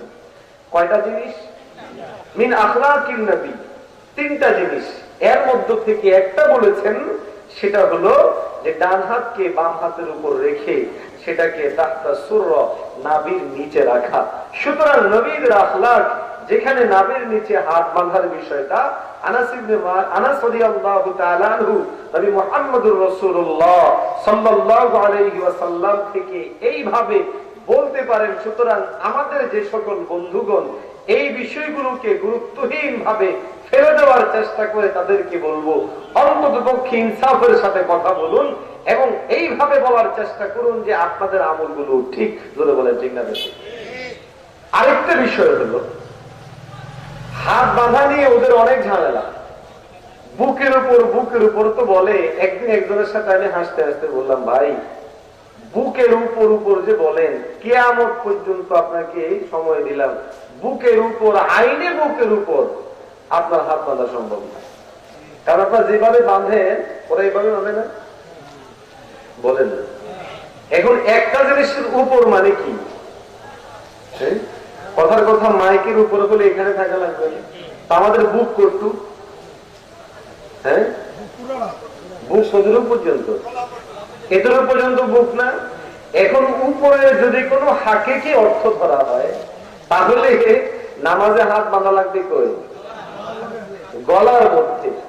আর যদি মাজাজে যে অর্থ আছে, রূপক অর্থ উপরে মানে বুকের উপর, এটাও যদি ধরি, তাও এই স্টাইলে বাঁধলে একজনের পক্ষে খুব স্বাভাবিক ভাবে বুকের এইভাবে হাত বাঁধা কিনা সম্ভব না। হ্যাঁ, মহিলাদের মতো যদি এইভাবে বাঁধে কিছুটা, কি বলেন ঠিক না? এখন কেউ যদি মা বোনদের সাথে নিজেদেরকে মিলাইতে চায়, অথচ সেখানে মা বোনদেরকে কেন এটাকে ভিন্ন করে দেওয়া হলো, কেন ভিন্ন আমল করে, অনেক হাদিস আছে, অনেক যুক্তি আছে। কেউ যদি ওইদিকে দৌড় দিয়ে কিছু বলবো না, কিন্তু এতটুকু বলবো যে আমাদের বিষয়গুলোকে নাই, অস্তিত্বহীন, ভুল, এরকম কথা যেন কিয়ামতের আগ পর্যন্ত না বলে। আরে কথা বলে না, ঠিক আছে না? এরপরের বিষয় হলো নামাজের একটা মোটা বিষয়, ইমাম সাহেবের পিছনে সূরা ফাতিহা পড়া, বলে কি বলে না? এবং এটা এমন একটা বিষয়, অন্যান্য বিষয়গুলো তো উত্তম অনুত্তম, আমি নাচতে দূরে উত্তম অনুত্তম, এখানে হাত বাঁধা ওখানে হাত বাঁধা উত্তম অনুত্তম, কিন্তু সূরা ফাতিহার বিষয়টা বড় মারাত্মক, বড়ই কি মারাত্মক। তাদের তো দাবি আমাদের নামাজই হয় না, আমাদের কি হয় না, এবং দলিলও আছে একবারে মোটা মোটা দলিল। কি বলে? বলে যে লা সলাতা ইল্লা বিফাতিহাতিল কিতাব। ফাতিহাতুল কিতাব মানে হলো সূরা ফাতিহা ছাড়া নামাজ হবে না।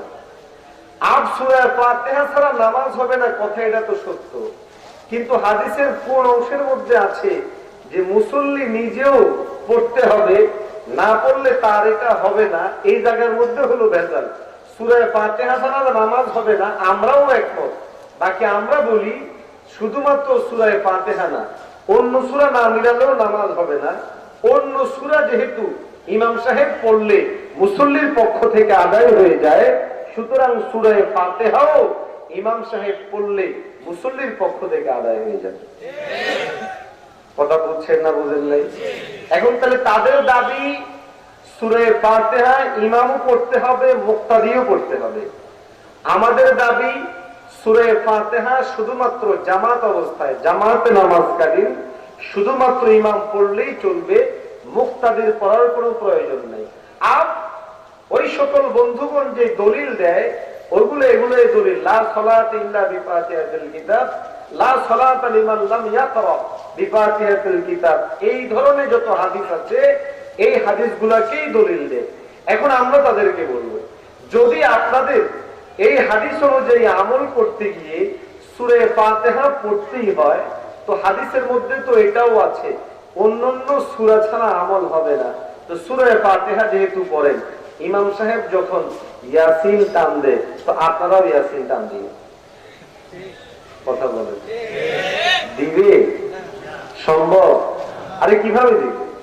ওদের যারা বড় বড় মাশায়েখ, বড় বড় আল্লামা, এদেরই তো এখনো সূরা ফাতিহাটাই শুদ্ধ নাই।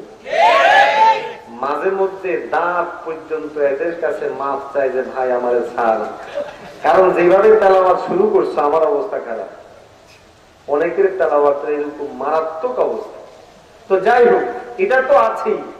এখনই তাদেরকে আপনি বলেন যে এই হাদিসের উপর ভিত্তি করে যে সূরা ফাতিহা ছাড়া নামাজ হবে না, যদি মুসল্লিদেরকে সূরা ফাতিহা পড়তে বাধ্য করা হয়, তো অন্য সূরা ছাড়াও তো নামাজ হবে না, অন্য সূরাগুলো পড়তে বাধ্য করা হোক। তখন বলবে যে না, এটা আবার কেন? কথা বুঝেননি বলে। দ্বিতীয় নম্বর বিষয়, মূলত ওরা যেইভাবে সূরা ফাতিহা পড়ার কথা বলে, বাস্তবতার নিরিখে এটা কখনোই বাস্তবায়ন করা সম্ভব না। কিভাবে? নামাজের মধ্যে কি সমস্ত মুসল্লি একই সময়ে যায়? কথা বলে। সবার মুখ কি একরকম চলে? সবার কি সূরা ফাতিহা একভাবে পড়া সম্ভব? এখন একজন লোক মসজিদের মধ্যে আসলো, যখন ইমাম সাহেব ইয়াকা নাবুদু বলে, কি করে? এখন তার আকীদা হলো আমার সূরা ফাতিহা ইমামের পিছে পড়তে হবে। আর যেহেতু সূরা ফাতিহা কোরআনের অংশ, কোরআনুল কারীমের সূরা আরাফের 204 নম্বর আয়াতের আলোকে কোরআনের যে কোনো আয়াত আপনার আমার সামনে পাঠ করলে কাজ হলো দুইটা। এক নাম্বার হলো চুপ থাকা, দ্বিতীয় নাম্বার হলো মনোযোগ সহকারে শোনা। এখন যেই লোকটা নামাজের মধ্যে আসলো, যখন ইমাম সাহেব ইয়াকা নাবুদু করতেছে, যেহেতু সূরা ফাতিহা কোরআনের অংশ, কোরআনের বিধান অনুযায়ী সে হয় চুপ থাকতে হবে, গভীর মনোযোগ দিয়ে শুনতে হবে। আচ্ছা, এই বিধান যদি সে নাও মানে, সূরা ফাতিহা পড়নেওয়ালা বান্দাদের মধ্য থেকে হয়, তাহলে সেই লোক সে কি ইয়াকা নাবুদু থেকে পড়বে নাকি সূরা ফাতিহা শুরু থেকে পড়বে? যদি শুরু থেকে পড়ে, তাহলে সে আমিন শেষে গিয়ে আবার জোরে কিভাবে বলবে? কিন্তু দেখা যায় অধিকাংশ আহলে হাদিস বন্ধুগণ ইমাম সাহেব ওয়ালাদ্দাল্লিন বলার সাথে সাথে আমিন করে বলে চিল্লাইয়া ওঠে। কথা বলেন ঠিক না? আমি আমিন বলাকে না করি না, কিন্তু তোমাদের সিস্টেমের ভিত্তিতে এটা তো করে না। আমার সায়েন্স ল্যাবরেটরি মসজিদে আমি খুব খেয়াল করেছি, আলহামদুলিল্লাহ আমার 3 বছরের মেহনতে কমে গিয়েছে, কিন্তু এরপরেও অন্যান্য নামাজের সময় দেখি যে একটু জোরেই আওয়াজ হয় মোটামুটি।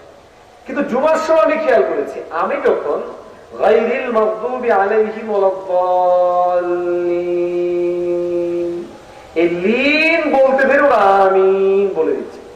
আর প্রশ্ন হলো এই লোকগুলো কখন আমার যে পাঠ সেটা কখন সে নিজে পড়লো? আর সমস্ত মুসল্লি তো একসাথে আসেনি, কেউ পরে এসছে, তাহলে সে কিভাবে আমি পর্যন্ত আসলো? আর আমি যখন পাঠ করি তখন তার জন্য কোরআনিক বিধান হলো তুমি চুপ করো, তুমি শোনো, তাহলে সে আগে চুপ করে থেকে শুনতে হবে, আমার পাঠ শেষ, এরপরে তার পাঠ শুরু হবে। এখন সেই লোকটা আমার সাথেই যে সে আমিন বলে দিল, তাহলে বোঝা যায় সে নিশ্চয়ই সূরা ফাতিহা পড়ে না, অথবা আমার আগে পড়ছে। তো আমার আগে পড়লে তার নামাজ হবে? কথা বলে না। অথবা সে পড়ে নাই, তো তার আকীদা অনুযায়ী তার নামাজ হবে? আসলে মূলত আমাদের এই ভাইগুলো বোঝেন। আমি একজনকে খুব ঠান্ডা মাথায় বললাম, ভাই এই কয়েকটা জাহিরি যুক্তি আপনি একটু ঠান্ডা ভাবে বুঝেন, এদের আবার কিছু সমস্যা আছে। সেটা হলো নিজেদের বেলায় বলে 1000 যুক্তি দিবে, নিজেদের বিপরীতে গেলে লাখ যুক্তি মানে না। কথা বুঝেননি? তখন বলে আপনি যুক্তি দেখবেন, আরে ভাই দিন ও শরীয়ত আপনার উপরে একটা বিধান দিবে, আর সেটা অযৌক্তিক ভাবে দিবে। কিছু বিষয় আছে যেগুলো যুক্তির নিরিখে আসে। তো আপনি এমন কোন বিষয় যেটা আপনাকে আমল হিসেবে দিয়েছে, আপনি যুক্তির নিরিখে সেটা বুঝতে চেষ্টা করবেন না। মনে করুন একটা লোক, এখন তারা দেখেন কত মারাত্মক, যখন আমাদের সাথে সূরা ফাতিহার এই বিষয় আসার পরে পেরে উঠছে না, এখন বলে যে সূরা ফাতিহা এটা নামাজ, এই কোরআন শরীফের অংশই না। এই জন্য এরা আলাদা ভাবে বিভিন্ন এই বিষয়ে মেহনত করে। এই জন্য আমাদেরকে এখানে খুব ঠান্ডা মাথায় বুঝতে হবে, আমরা যে পদ্ধতিটা আমল করি এটাই বিশুদ্ধ। কিভাবে? দলিলের আমল। 1 নম্বর দলিল, আল্লাহ রাব্বুল কারীম সূরা আরাফের মধ্যে বলেন 204 নম্বর আয়াত, وَإِذَا قُرِئَ الْقُرْآنُ فَاسْتَمِعُوا لَهُ وَأَنصِتُوا لَعَلَّكُمْ تُرْحَمُونَ। যখন তোমাদের সামনে কুরআনুল কারীমের আয়াত তেলাওয়াত করা হয়, তোমাদের কাজ কি? ফাসতামিউ লাহু, এটাকে খুব মনোযোগ সহকারে শুনবে, এরপরে ওয়ানসিতু, এবং চুপ থাকবে। এখন এই যে আয়াতে কারিমাটা, এই আয়াতে কারিমার বিধানটা কোথায় প্রণয়ন হবে? ইবনে আব্বাস রাদিয়াল্লাহু তাআলা আনহু বলেন, এটা নামাজে মাফরুজা, ফরজ নামাজের মধ্যে। হযরতে ইবনে মাসউদ রাদিয়াল্লাহু তাআলা আনহু একই কথা বলেছেন। নামাজের মধ্যে দেখেন যে লোকেরা সূরা ফাতিহা পড়ছে, পরবর্তী সময়ে লোকদেরকে তিনি বললেন, তোমরা কি বুঝবে না? তোমাদেরকে আকল নেই? তোমরা কেন নামাজের মধ্যে সূরা ফাতিহা পড়ছো? এটা তো কোরআনের অংশ। কোরআনের বিষয়ে আল্লাহর আজ নির্দেশনা হলো, যখন কোরআন তেলাওয়াত করা হয় তখন তোমরা চুপ থাকবে। সুতরাং এখানের মধ্যে তোমাদের চুপ থাকা উচিত। এই আয়াতে কারিমার আলোকে স্পষ্ট হয়ে যায়, যেহেতু ইমাম সাহেব নামাজের মধ্যে সূরা ফাতিহা যেটা পাঠ করেন এটাও কোরআনের আয়াত, বিদায় আমাদের কাজ হলো চুপ থাকা এবং মনোযোগ সহকারে আমরা সেইগুলোকে শ্রবণ করা। নাম্বার 2, আমরা কেন পাঠ করি না সূরা ফাতিহা? উত্তর হলো, হাদিসের মধ্যে আসছে রাসূলুল্লাহ সাল্লাল্লাহু আলাইহি ওয়াসাল্লাম বলেন, ইন্নামা জুইলাল ইমামু লিয়ুতাম্মা বিহি ফাইদা কাব্বারা ফাকাব্বিরু ওয়া ইযা ক্বারাআ ফাআনসিতু। যে তোমরা ইমাম সাহেবকে তোমাদের জিম্মাদার বানানো হয়েছে, তোমাদের দায়িত্বশীল বানানো হয়েছে। সুতরাং ইমাম সাহেব যখন তাকবীর দেয় তোমরা তাকবীর দিবে, ইমাম সাহেব যখন সূরা ফাতিহা পড়বে তখন তোমরা চুপ থাকবে। এটা সুনানে আবু দাউদের 1 নম্বর খণ্ডের মধ্যে আসছে। 89 নাম্বার পৃষ্ঠার মধ্যে। এরপরে অন্য হাদিসের মধ্যে আসছে রাসূলুল্লাহ সাল্লাল্লাহু আলাইহি ওয়াসাল্লাম স্পষ্টভাবে বলেন, কুল্লু মান কানা লাহু ইমামুন ফাকারাআতুল ইমাম লাহু কারাআতুন, যেই ব্যক্তির ইমাম থাকবে সেই ব্যক্তির ইমামের কিরাআত তার কিরাআত হিসেবে যথেষ্ট হয়ে যাবে।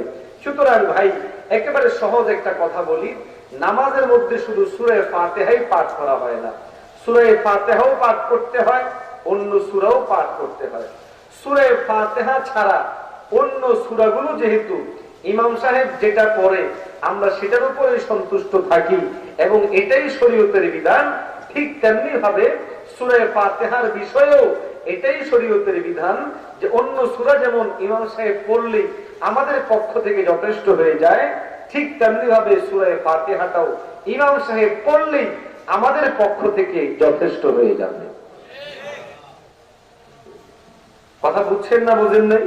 তাহলে সূরা ফাতিহা পর্যন্ত এই মাসআলাগুলো আপনাদের সামনে কি ক্লিয়ার? একটু হাত তুলে বলেন ক্লিয়ার। সামনে যেহেতু রমজান আসে এই জন্য তারাবির বিষয়ে ছোট্ট দুইটা কথা বলে আলোচনা শেষ করব। আরো কিছু মাসআলা ছিল, রাত অনেক দীর্ঘ হওয়ায় শেষ করবো ইনশাআল্লাহ। তারাবির নামাজ আপনাদের কি খেয়াল, কয় রাকাত? 20 রাকাত, তাই না? অনেক দলিল আছে। মালিবাগে আজ থেকে 3 বছর আগে আমাদের সাথে আহলে হাদিসের একটা বাহাস হয়েছে। আপনি ইউটিউবে মালিবাগ বাহাস লিখলেই আসবে। হয়তো তখন আমার চেহারা একটু ভিন্ন রকম ছিল, নাও চিনতে পারেন, কিন্তু আশা করি সেখানে পাবেন, সেখান থেকে দেখে নেবেন যে আসলে ওদের বড় বড় হুজুরদের হালত কি, দিন সম্পর্কে কোরআন হাদিস সম্পর্কে কত অজ্ঞ, এবারও পড়তে পারে না, এরকম হালত। তো সেটা দেখে নিয়ে বাকি এখানে একটু মোটা কথা বোঝানোর জন্য বলছি, আমাদের যারা অনেক সময় বিভ্রান্তিতে পড়ে যায় তাদের জন্য। আচ্ছা মনে করুন 8 রাকাত 20 রাকাতের ঝামেলায় আপনিও দলিল দিলেন, আমিও দলিল দিলাম, আপনিও ঝগড়া করলেন, আমিও ঝগড়া করলাম। এই দলিল দিতে দিতে ঝগড়া দিতে দিতে দুজন মারা গেলাম। আপনি 20 রাকাতের পক্ষে, আমি 8 রাকাতের পক্ষে।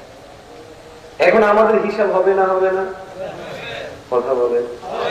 আমাদের হিসাব যেহেতু তারাবির নামাজ সুন্নায়ে মুআক্কাদা, এই জন্য এটার জন্য জবাবদিহিতা আছে না? এরা আবার দুষ্ট আছে, এই জবাবদিহিতার জায়গা থেকে বাঁচার জন্য বলে যে তারাবির নামাজ নফল, ঠিক না? বলে সারার জন্য বলে। এখন মনে করুন আমল নামার হিসাবে আল্লাহ রাব্বুল কারীমের কাছে আপনিও দাঁড়ানো, আমিও দাঁড়ানো। আমি কয় রাকাত ওয়ালা? 8 রাকাত ওয়ালা। আপনারা 20 রাকাত ওয়ালা। দুনিয়া থাকতে দুই গ্রুপ ঝগড়া করেছে অনেক, আপনারা দলিল দিয়েছেন, আমরাও দলিল দিয়েছি। আর আল্লাহর কি মেহেরবানি, দেখা গেল যে দলিল প্রমাণের আলোকে আমি পাস। কয় রাকাত ওয়ালা? আপনারা বাঁচতে পারবেন? পারবেন, কারণ হিসাব কয় রাকাতে? 8 রাকাতে। আপনাদের 20-এর মধ্যে 8 আছে না নাই? বেঁচে গেলেন। আরো অতিরিক্ত কয় রাকাত থাকলো? কথা বলেন কত রাকাত? 12 রাকাত করে আপনাদের আমল নামায় এটা অ্যাডভান্স থাকলো, যুক্ত হলো। বাকি থাকলো এখন যদি উল্টাটা হয়, দলিল প্রমাণের আলোকে যদি আপনাদেরটা ঠিক হয়, অর্থাৎ কত রাকাত? আমার অবস্থা কি হবে? ডেলি কত রাকাত মিস? 30 দিনে 360, 3 দিনে 30 দিনে 360। মনে করুন যদি আমি 50 বছরও বাঁচি, তাহলে 40 বছর আমার জিম্মাদারিতে যদি কোনো থাকে, প্রত্যেক বছর যদি 360 রাকাত আমার আমল নামার মধ্যে কমতি হয়, 40 বছরও যদি আমার আমল নামার মানে হায়াত থেকে থাকে, আল্লাহর সেই আমল নামার মধ্যে আমার কতগুলো রাকাতের শূন্যতা তৈরি হবে, সেই শূন্যতা আমার আদায় করা সম্ভব? বাস, একটা মোটা কথা বললাম। এই মোটা কথাটার পাশাপাশি আরেকটা জিনিস চিন্তায় রাখবো, রোজার মাস এটা বোনাস প্রাপ্তির মাস।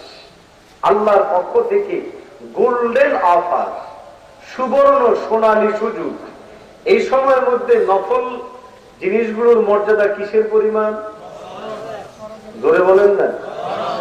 একটা ফরজ, কথা বলে 70টা। ও ভাই নফলের চেয়ে ঊর্ধ্বে সুন্নতে মুআক্কাদা আমল রমাদানুল মুবারকের মধ্যে আমল হিসাবে আল্লাহ রব্বে কারীম আমাদেরকে দান করেছিলেন। আজকে এই দলিলের মায়ের পেছে পড়ে আজকে আমরা যে আমলটাকে বাদ দিচ্ছি, এখানে তো আমি 20 রাকাত তারাবির নামাজ পড়ছি সুন্নতে মুআক্কাদা হিসাবে, কিন্তু আমার আমল নামায় তো ফরিজা হিসেবে উঠে যাচ্ছে। আল্লাহ রাব্বুল কারীম চাইলে এটাকে আরো বাড়িয়ে দিতে পারবেন। সুতরাং আমার কতটুকু চিন্তা করা দরকার না যে নামাজের মধ্যে আমি যদি 8 রাকাত না পড়ে 20 রাকাত পড়ি, তাহলে আমি কতগুলো রুকু পড়ছি, কতগুলো রাকাত পড়ছি, কতগুলো তেলাওয়াত শুনতে পাচ্ছি, কতগুলো তাসবিহ আদায় করছি, কত পরিমাণ কিয়াম আমার হচ্ছে। আমি এই যে দলিলের মায়ের কাছের মধ্যে গিয়ে আমি আজকের দিনে আমল শূন্যতার মধ্যে পড়ে যাচ্ছি, আল্লাহর কাছে গিয়ে আমি সেদিন কি জবাব দিব? আমার তো ছিল গোল্ডেন অফার, সোনালী সুযোগ। সবচেয়ে বড় কথা হলো যে আহলে হাদিস ভাইয়েরা আরব বিশ্বকে আমাদের সামনে হাজির করে আমাদেরকে বিভ্রান্ত করে হলো কারা? মিনান নবিয়্যিন ওয়াস সিদ্দিকিন ওয়াস শুহাদা ওয়াস সালিহিন। এই সকল বান্দাগণ আজকে সমাজে যারা উলটপালট কথা বলে বিভিন্ন জিনিসকে ছড়িয়ে দেয়, আমরা আমাদের বিভিন্ন দলিলের আলোকে উপস্থিত রেখেছি। কারো যদি আপনাদের জানার বিষয় থাকে স্পষ্ট বলতে পারেন। হুজুরও বলে গিয়েছেন, স্পষ্ট করে বলেছেন, কোন সংশয় তৈরি হলে ইমামকে জিজ্ঞাসা করো। ভাইও এই মেমোরি কার্ড, এই ইউটিউব, এই ইন্টারনেট বেশি দিন আগে ছিল না, সেই সময় আপনি আমল করেছেন, আমি আমল করেছি। যেগুলো বেদাত সেগুলোকে বেদাত বলবো, কিন্তু যেগুলো বেদাত নয় সেগুলোকে বেদাত বলে উম্মতকে ঝামেলায় ফেলানো দরকার নাই।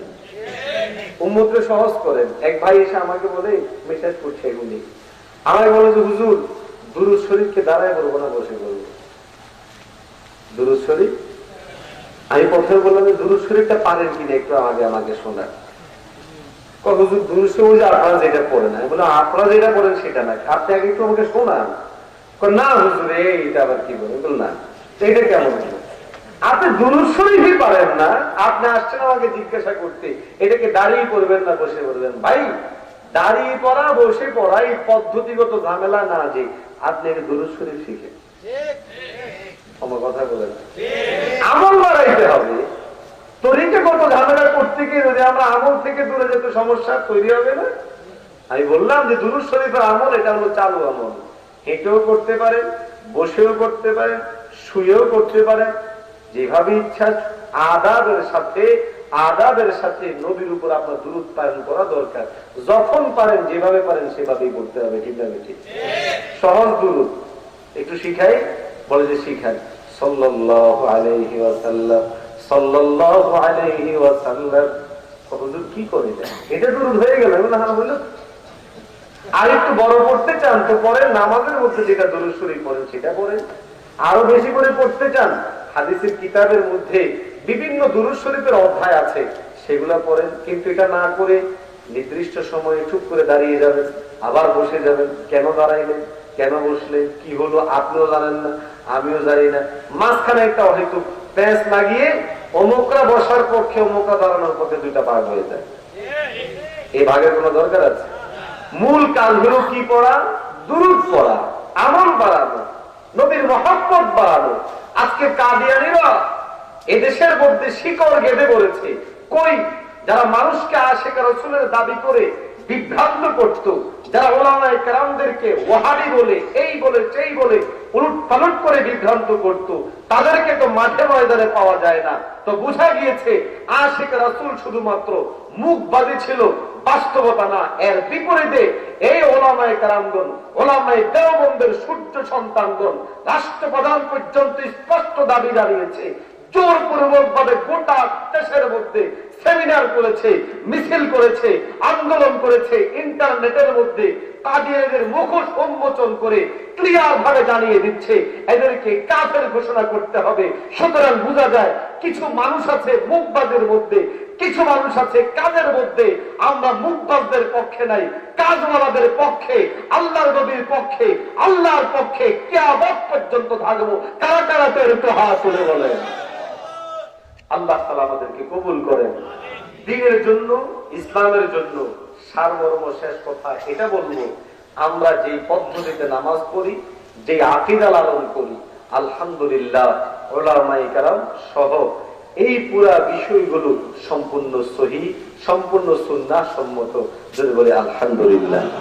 আল্লাহ রাব্বুল কারীম আমাদেরকে এই হকের উপর থেকেই চলার, অবিচল থেকে আমাদেরকে কিয়ামত পর্যন্ত অর্থাৎ মওত পর্যন্ত আমল করার তৌফিক দান করেন। আমিন। ওয়া আখিরু দাওয়ানা আলহামদুলিল্লাহি রাব্বিল আলামিন। শুরু করে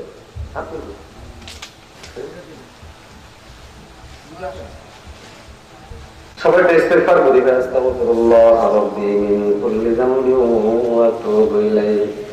লা হাওলা ওয়া লা কুওয়াতা ইল্লা বিল্লাহিল আলিয়্যিল আযীম। আল্লাহ যেন প্রোগ্রামকে কবুল করেন। আমিন।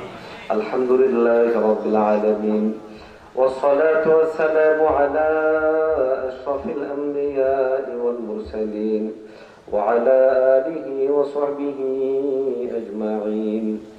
ربنا ظلمنا أنفسنا وإن لم تغفر لنا وترحمنا لنكونن من الخاسرين رب ارحمهما كما ربياني صغيرا رب ارحمهما كما ربياني صغيرا مولاي كريم আল্লাহ আমরা কতিপয় গুনাহগার তোমার শাহী দরবারে হাত তুলেছি। আয় আল্লাহ মেহেরবানি করে আমাদের জিন্দেগির সমস্ত গুনাহ খাতা মাফ করে দাও। মাওলানা কারীম আল্লাহ এই মাহফিল খানা তুমি কবুল আর মঞ্জুর করে নাও। আয় আল্লাহ উলামায়ে কেরামের উদ্যোগাজিতে মাহফিল কে এলাকার ভাইদের হেদায়েতের মাধ্যম হিসেবে তুমি কবুল করে নাও।